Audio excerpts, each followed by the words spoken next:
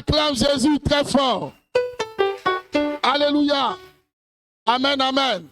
Veuillez vous asseoir s'il vous plaît. Je ne compte pas être loin, pardon, long, parce que Dieu va nous emmener encore loin. On n'a pas fini. Dis à ton ami, on n'a pas fini. Dis, on n'a pas fini. Ah, vous croyez qu'on avait fini? C'est maintenant que je commence mon message. Amen. Je prie Dieu que j'ai la force. C'est la force qui est notre problème. C'est la force physique. Sinon, que Dieu nous donne la force. Amen. Je ne compte pas vraiment être long. On va prendre nos Bibles dans 1 Samuel. Est-ce qu'on peut se lever juste pour respecter l'évangile? 1 Samuel chapitre 16, le verset 1. Et puis ensuite, on saute. On va au verset 6 jusqu'au verset 13. C'est bon? Ok, allons-y. L'Éternel dit à Samuel, Quand cesseras-tu de pleurer sur Saül? Je l'ai rejeté, afin qu'il ne règne plus sur Israël. Oui. Remplis ta corne d'huile. Remplis quoi? Ta corne d'huile. Et va. Je t'enverrai chez Isaïe, Bethlémite, car j'ai vu parmi ses fils celui que je désire pour roi. Samuel, verset 6.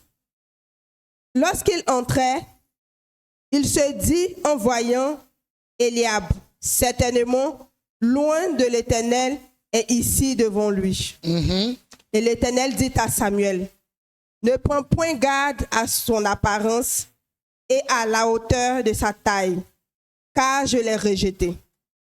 L'Éternel ne considère pas ce que l'homme considère. L'homme regarde à ce qui frappe les yeux, mais l'Éternel regarde au cœur. Isaïe appela Abimanad et le fit passer devant Samuel. Et Samuel dit, l'Éternel n'a pas non plus choisi celui-ci. Isaïe fit passer Shama. Et Samuel dit, l'Éternel n'a pas non plus choisi celui-ci. Isaïe fit passer 7 fils devant Samuel. Et Samuel dit à Isaïe, l'Éternel n'a choisi aucun d'eux.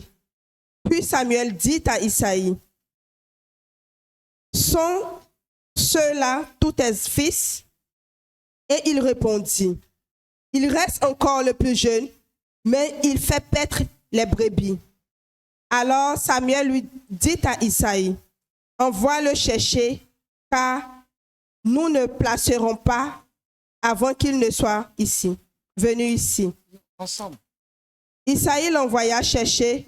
Or, il était blond, avec des yeux, avec de beaux yeux et une belle figure.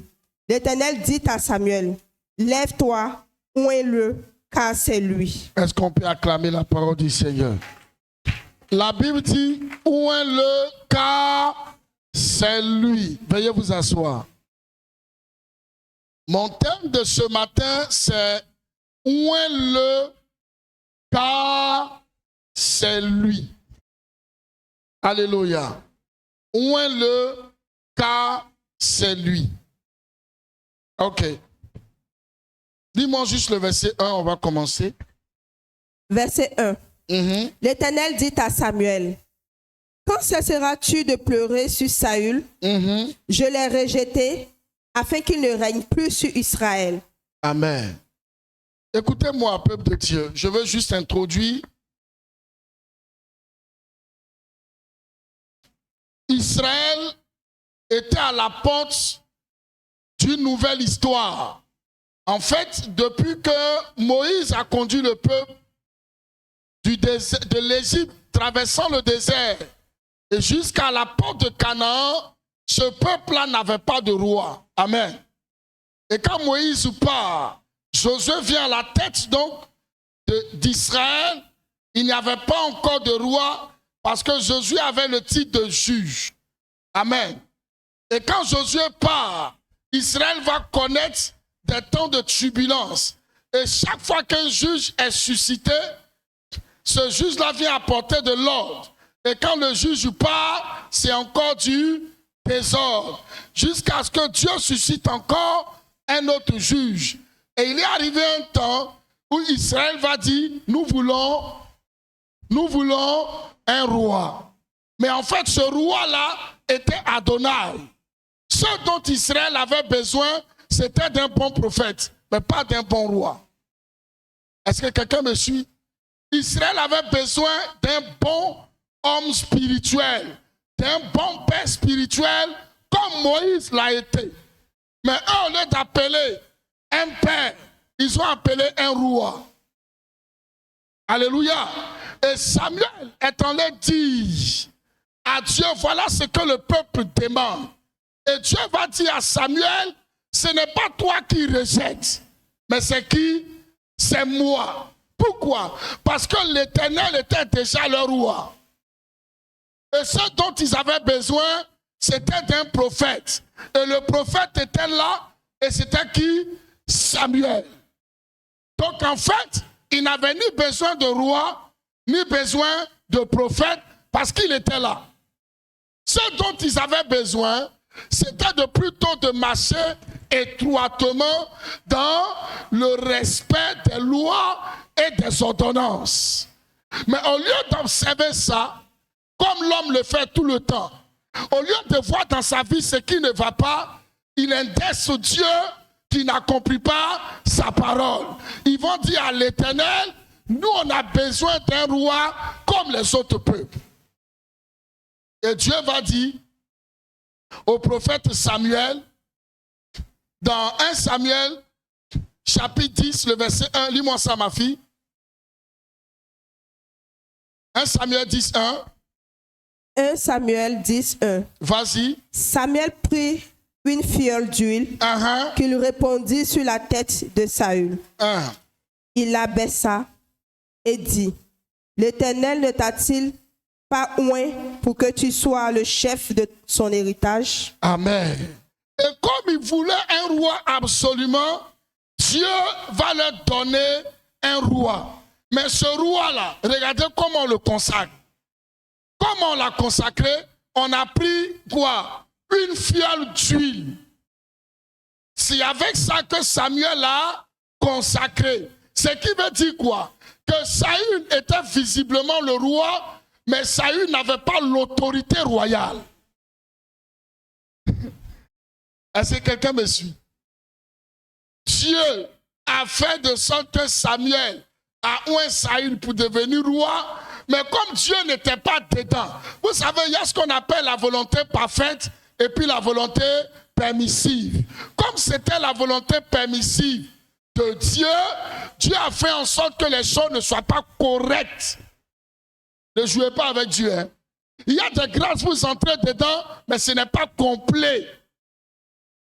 Au lieu de prendre une corne, il va prendre quoi? Une fiole d'huile. Et il va oindre sa tête avec ça.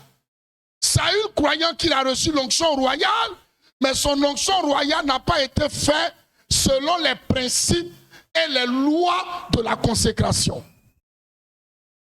Est-ce que quelqu'un me suit? Le jour où il va trouver David, la Bible dit, il va dire, arrête de pleurer sur qui? Sur Saül. Car j'ai trouvé quelqu'un que mon cœur désire. Toi, prends quoi? Qui a donné l'instruction? Hein? Qui a dit de prendre la corne? C'est Dieu lui-même. Donc, le fait de prendre la corne n'est pas une affaire de travailler de Samuel. C'est Dieu qui lui dit, prends ta corne. Un prophète doit avoir sa corne. La corne est le symbole de l'autorité. Donc regardez Saül, il a été oint sans la corne. Mais David, Dieu dit, n'oublie pas ta corne. Autrement dit, ne va pas chez Isaïe sans ta corne. S'il avait oublié, il allait revenir chercher. Prends ta corne et mets de l'huile dedans. Et prends ça, va chez Isaïe pour le consacrer. Ce matin, je veux dire à quelqu'un que l'huile spirituelle de la corne d'Adonai te oigne ce matin pour t'établir dans ta zone de royauté. Que ça ne soit pas une fiole d'huile, mais que ce soit la corne du royaume qui libère l'huile sur ta tête. Ne jouez pas avec la corne. c'est le symbole de l'autorité. Je prie Dieu que tu sois établi en autorité. Quelqu'un ne m'a pas bien compris. Dis à ton ami, je suis établi en autorité. Dis encore, je suis établi en autorité. Alléluia. Dis à ton voisin que la corne du ciel me oigne ce matin. Alléluia. Écoutez-moi. Il y a des gens, quand tu regardes les têtes, tu vois une fiole d'huile. Il y a des gens qui, tu regardes les têtes, tu vois une corne qui libère l'onction sur leur vie. Je prophétise que ta tête se trouve là où se trouve la corne. Ton amen est suspect. Vous savez le mystère qu'il y a dans la corne, c'est que la royauté de quelqu'un établi par la corne ne tombe pas. Même si lui, il part, ses enfants poursuivent. Mais regardez Saül, il est tombé, ses enfants n'ont pas continué. David est parti, ses enfants ont continué. Je libère cette onction sur ta vie. Tu finis la domination, ton enfant prend le relais. Je pensais que quelqu'un m'avait dit amen bien. J'ai dit, Dieu t'élève, tes enfants prennent le relais. On parlera de toi, on parlera de tes enfants. On parlera de ta foi et de la foi de tes enfants. La royauté ne quittera pas votre famille. Oh. Elle ira de génération en génération. Alléluia. Vous savez, c'est une chose étrange. Quand on dit ton papa était grand et que toi tu ne sois rien, dis à ton ami, c'est une malédiction. Tu ne m'as pas compris, dis c'est une malédiction. Si ton père a eu un nom, tu dois avoir 2 fois un nom. Est-ce que je parle à quelqu'un? J'ai dit, si ton père a eu un nom au village, il a eu un nom dans la ville, il a eu un nom dans le pays, tu dois avoir 2 fois le même nom. C'est pourquoi Dieu ne se taira point jusqu'à ce qu'il te donne un nom au-dessus de celui de ton père. Alléluia. Alléluia. Si au port de la ville on parle de ton père, toi on parlera non seulement au port de la ville, mais dans les alentours et dans les autres contrées. Allons au verset 6, ma fille. Verset 6. Oui. Lorsqu'il entrait, il se dit, en voyant Eliab, certainement, loin de l'Éternel est ici devant lui. Amen. Pourquoi en voyant Eliab, il dit certainement, celui-là qui loin de l'Éternel. Pourquoi? Dites-moi. Regardez le texte, le secret est dedans. Parce qu'en fait, Eliab était grand de taille. Il était imposant. Moi, je prêche, je ne sais pas ce qu'il y a dans grand détail. Je suis pas court aussi, mais ce mystère qui est dedans, là, on va expliquer ça après. Alléluia. Est-ce que quelqu'un me comprend? Je fais un clin d'œil aux gens qui aiment les grands détails. Donc, Eliab était grand de taille. À tel enseigne que le prophète Samuel, quand il a vu, il dit, oh, voici le quoi? Le oint de l'Éternel. Pourquoi? Parce que quand quelqu'un est grand, qu'il est imposant, on se dit que c'est à lui qu'appartient la domination. Laisse-moi te dire que c'est une erreur. Dis à ton ami, c'est une erreur. Dis encore, c'est une erreur. La grandeur ne se trouve pas dans la taille. L'intelligence ne se trouve pas dans la taille. Je suis désolé. La plupart même des grandes personnalités qui ont bouleversé le monde n'étaient pas grandes de taille. Non, je n'ai pas dit de chercher forcément les gens coups. Mais je dis, ceux qui sont impressionnés par les grands détails là, je suis en train d'attirer votre attention pour vous dire, les gens qui ont bouleversé le monde n'étaient pas grands de taille. En Côte d'Ivoire, le premier président n'était pas grand de taille. Paix à son âme. J'espère que je ne viole pas un protocole. Alléluia. Hitler qui a bouleversé le monde n'était pas grand de taille. Alléluia. Quand Samuel l'a vu, il dit, voici loin de l'Éternel. Dieu dit non, ne regarde pas à sa taille car je l'ai rejeté. Quand il a éloigné Eliab, il va prendre qui? Abinadab.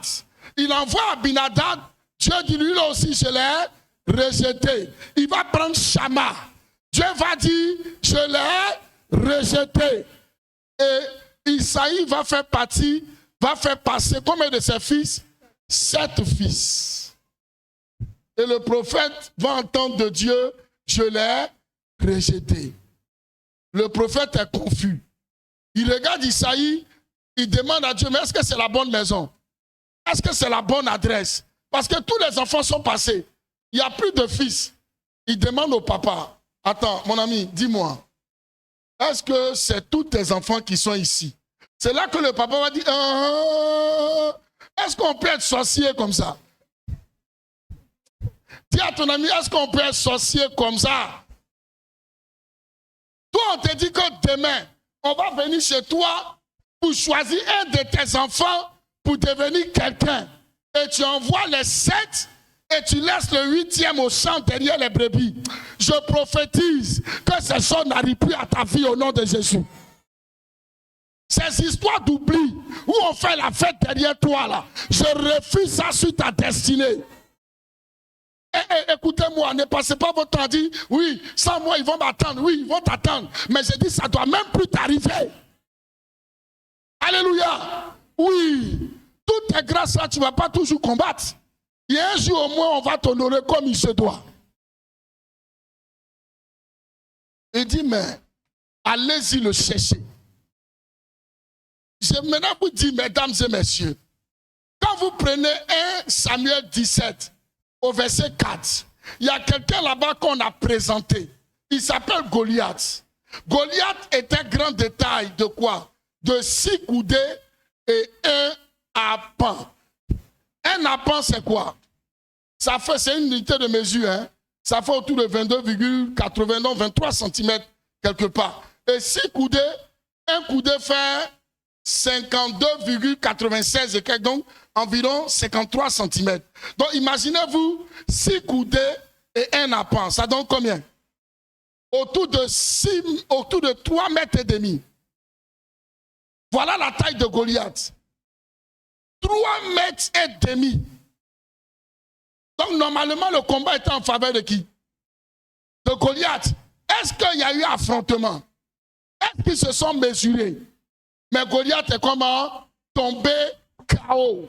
Écoutez-moi, quand l'onction est sur la vie de quelqu'un, peu importe la hauteur de la bataille, peu importe la façon dont il a été conçu, Dieu mettra la différence. Ne prenons pas notre temps à regarder à l'apparence. Même le roi Saül a dit à David lors de la bataille, toi, tu ne peux pas aller te battre. D'abord, tu as un enfant. Et puis de 2, ce monsieur-là, il fait 3 mètres et demi. Ensuite, c'est un homme de guerre depuis son enfance. Donc toi, tu n'as aucune expérience de bataille. Tu ne peux pas aller l'affronter. Vous connaissez l'histoire. Goliath est tombé. Alléluia. Et quand j'ai étudié bien cette histoire, je me suis rendu compte que Goliath est mort 2 fois. Je réserve ce mystère à une autre prédication. Alléluia. Goliath est mort 2 fois. Je prophétise ce matin que tes ennemis meurent 2 fois. Ah, est-ce que quelqu'un a compris la profondeur de ce message? Dieu ne regarde pas à l'apparence. Dis à ton ami, il ne regarde pas à l'apparence. Ils vont envoyer chercher David derrière les moutons. Et David va être interpellé. Mais pendant ce temps, qu'est-ce qui se passe? Le prophète Samuel est obligé de faire quoi? D'attendre, de s'asseoir et d'arrêter la cérémonie. Ma fille poursuit dans le tableau parce qu'il lui-même va dire. Verset 11. Oui, allons-y. Puis Samuel dit à Isaïe, sont là tous tes fils? Et il répondit, oui. Il reste encore le plus jeune. Dis à ton ami, il reste encore le plus jeune. Poursuis. Mais il fait paître les brebis. Alors Samuel dit à Isaïe, oui. Envoie le chercher, car nous ne nous placerons pas avant qu'il ne soit venu. Nous ne nous placerons pas avant qu'il ne soit venu. En d'autres termes, nous ne nous installerons pas sans qu'il ne soit présent. C'est-à-dire dans l'organisation de la fête de sacrifice là. Tant que David n'est pas là, on ne fera pas l'installation. Je suis en train de parler dans la vie de quelqu'un. Si cette bénédiction t'a été réservée et que les gens veulent faire un coup d'état dans ton dos, la cérémonie va rester bloquée. Ah, tu ne m'as pas compris. Attends, je vais pousser. J'ai dit la cérémonie va rester bloquée. Ils vont chercher quelqu'un d'autre, impossible de faire avancer les choses. Tant que toi tu n'es pas là, les choses n'avanceront pas. Je suis en train de dire à quelqu'un, il faut aller te chercher. J'ai dit, il faut aller te chercher. Là où on t'a jeté, il faut aller te chercher. Là où on t'a oublié, il faut aller te chercher. Là où on t'a écarté, il faut aller te chercher. Alléluia. On avait écarté David, mais ils sont allés le chercher. C'est qui ils ont écarté ici? Qu'est-ce qu'ils sont en train de faire d'honorable dans ton dos?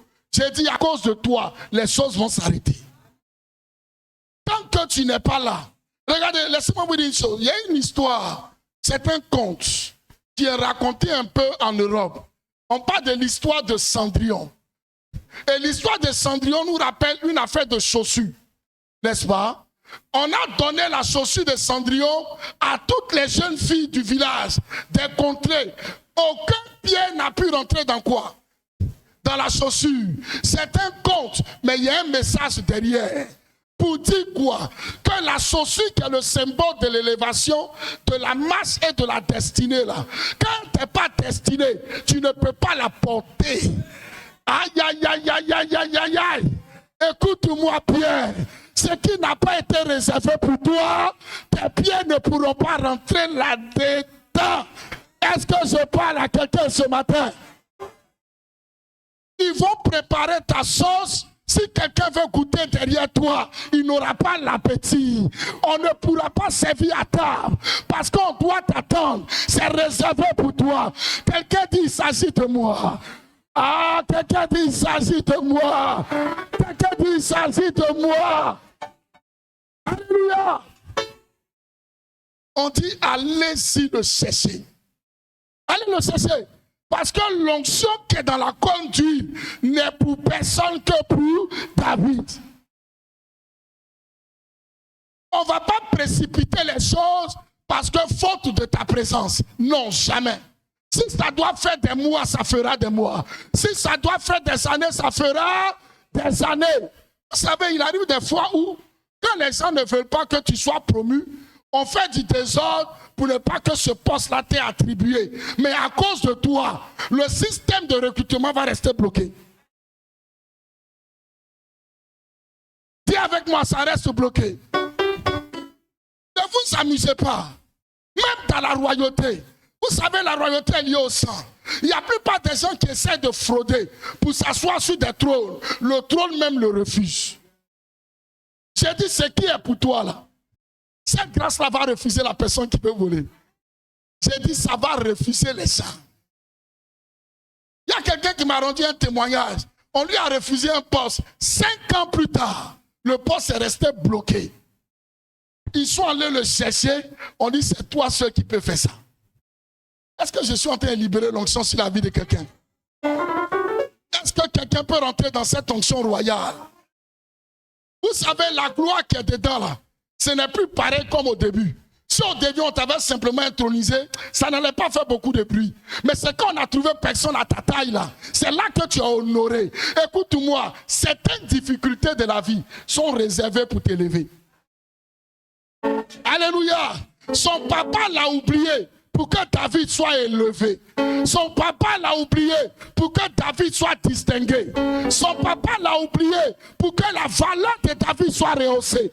Son papa l'a oublié pour que le ciel et les hommes témoignent qu'il n'y a que David, l'homme de la situation.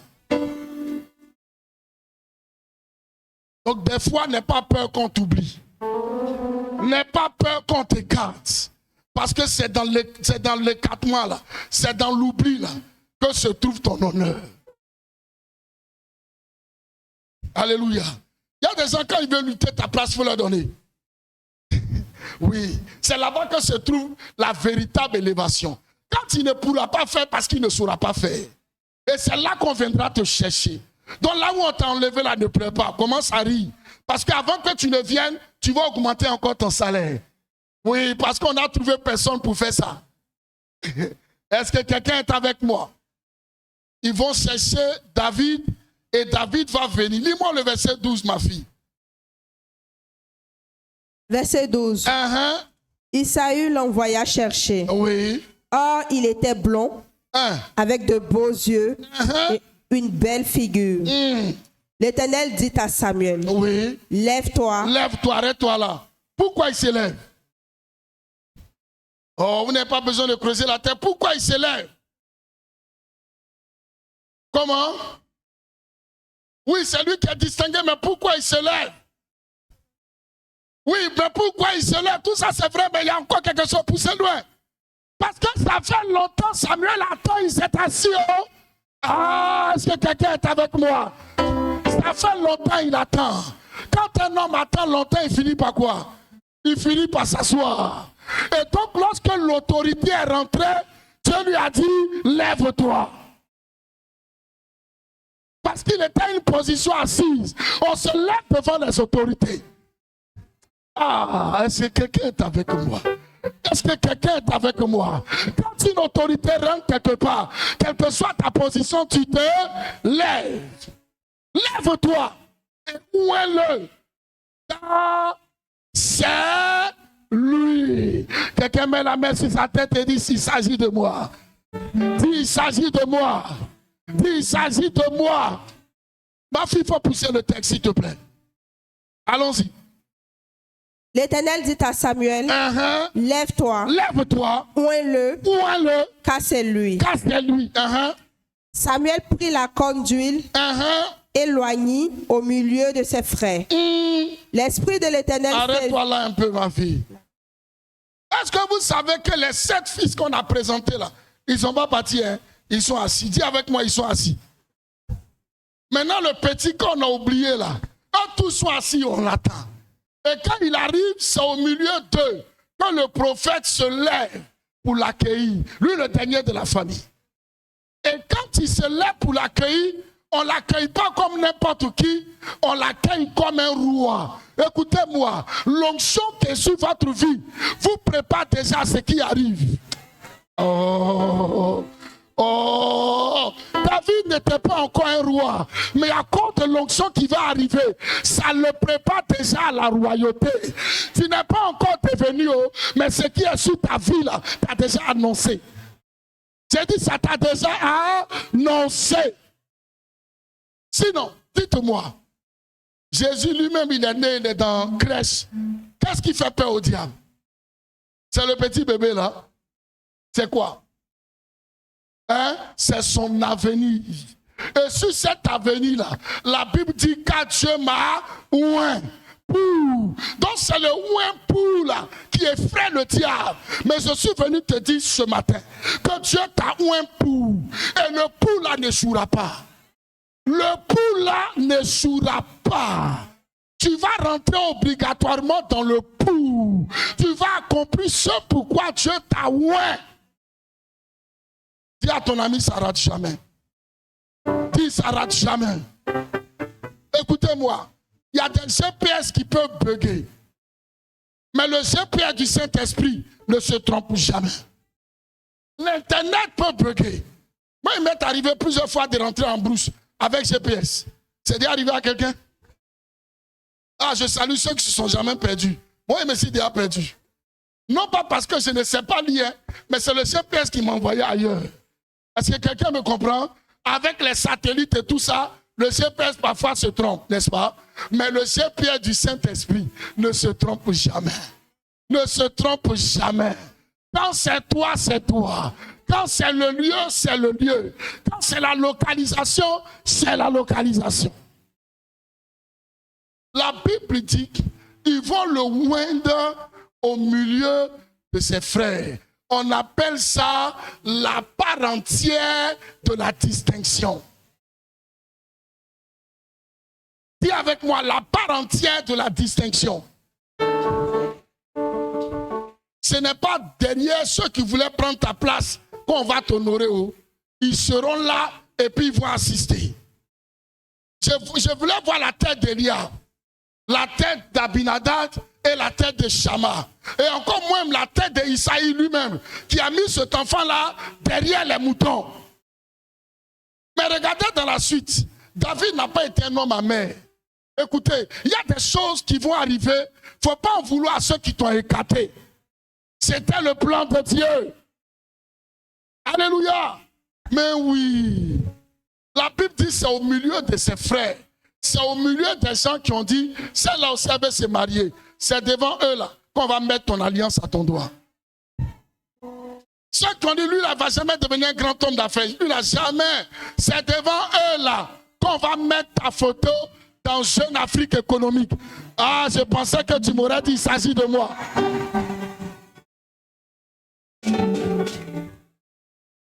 Alléluia. Écoutez-moi. J'étais en train de regarder le canal et j'ai vu, il y a une émission où on parle des nouveaux succès. On montre des jeunes gens qui font des affaires et tout ça. Et pendant que je regardais, il y a une onction qui m'a visité et Dieu m'a dit bientôt, le visage de l'un de tes enfants paraîtra ici. Je ne sais pas c'est qui, mais je prophétise que ce soit toi. Ah! J'ai dit, je prophétise que ce soit toi. Et je voudrais que vous notez ça. Parce que ça va s'accomplir. Je ne sais pas c'est qui, hein. Mais Canal Horizon va t'appeler. On va te faire asseoir et on va parler de toi comme un nouveau talent. Je pensais que quelqu'un était violent, il allait venir s'aimer dedans.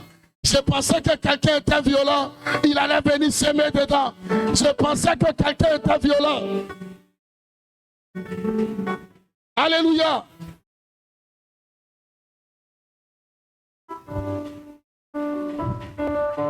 Gloire à Jésus.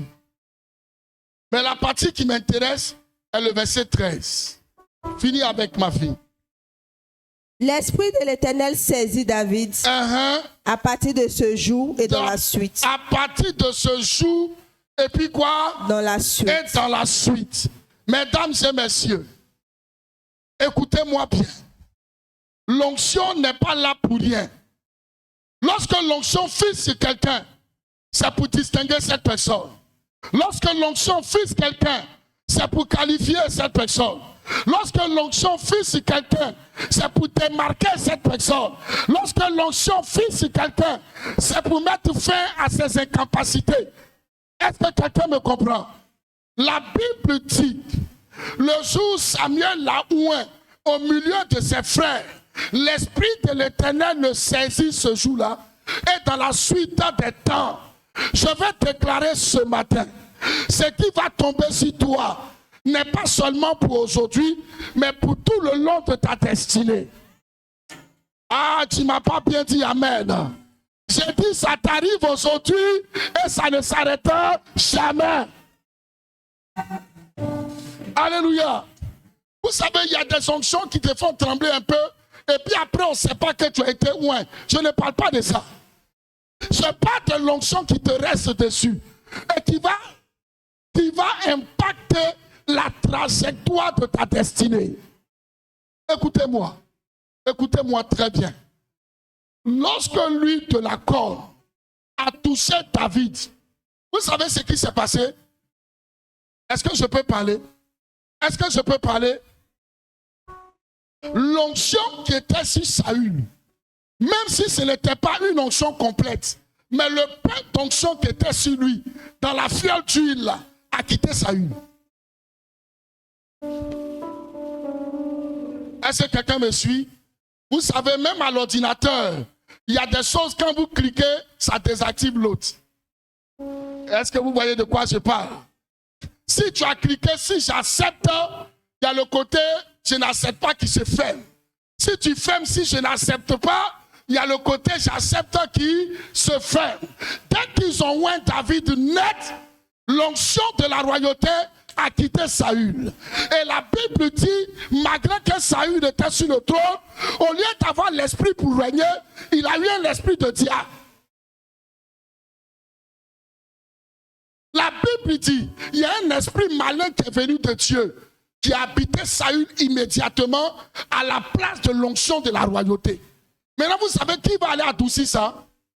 C'est David. Ils vont dire, on va chercher quelqu'un qui va jouer de la harpe pour faire quoi? Pour calmer l'esprit de qui? De Saül. Mais ce n'était que David. Pourquoi? Parce que c'était lui son remplaçant.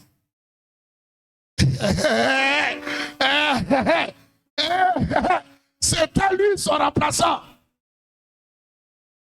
Et la royauté ne dépendait plus de Dieu. Ça dépendait de David.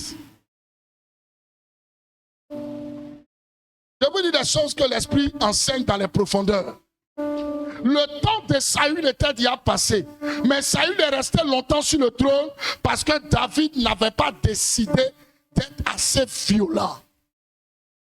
Quand vous avez reçu l'onction pour quelque chose, vous avez reçu le OK de Dieu et le départ de Dieu. N'attendez pas que Dieu vous dise tout.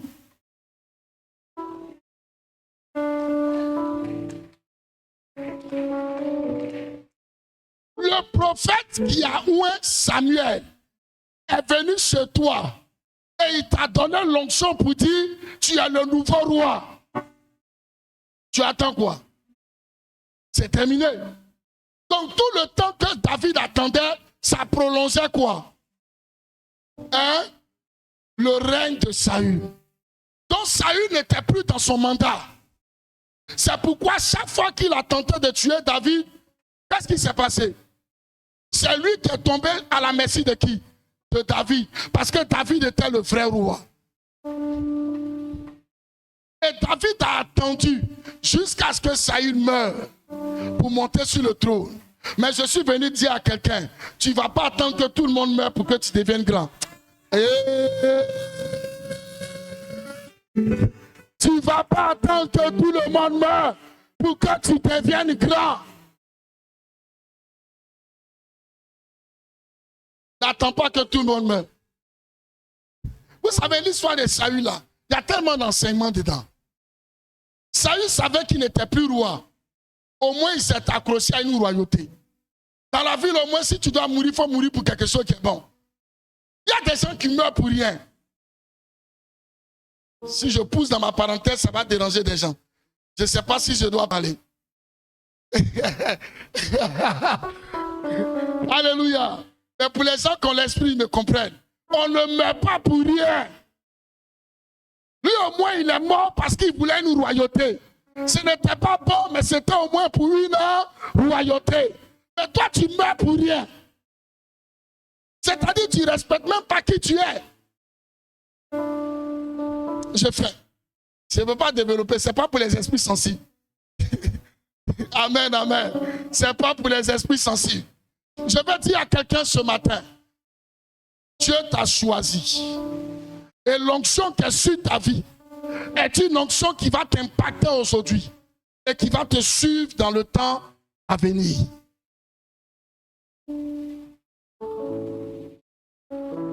Écoutez-moi, cette journée est une journée de repositionnement de destinée. Et ce matin, Dieu va faire des choses qui vont étonner l'entendement de certaines personnes. Je ne suis pas en train de te dire forcément tu vas tomber.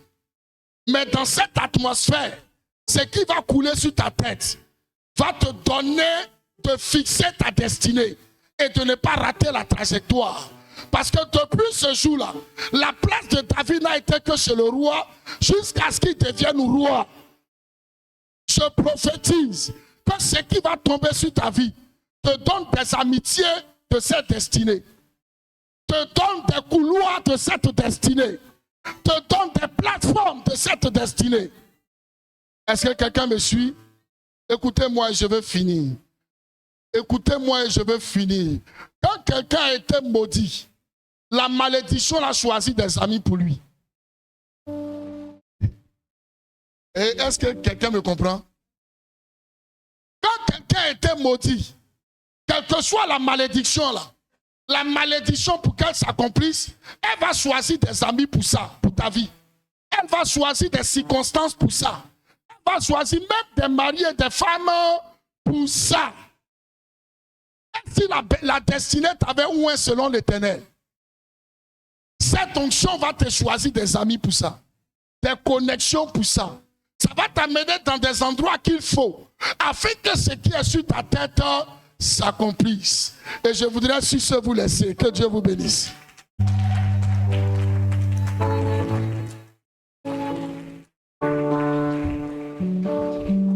Alléluia. Veuillez vous asseoir. Avant qu'on aille plus loin.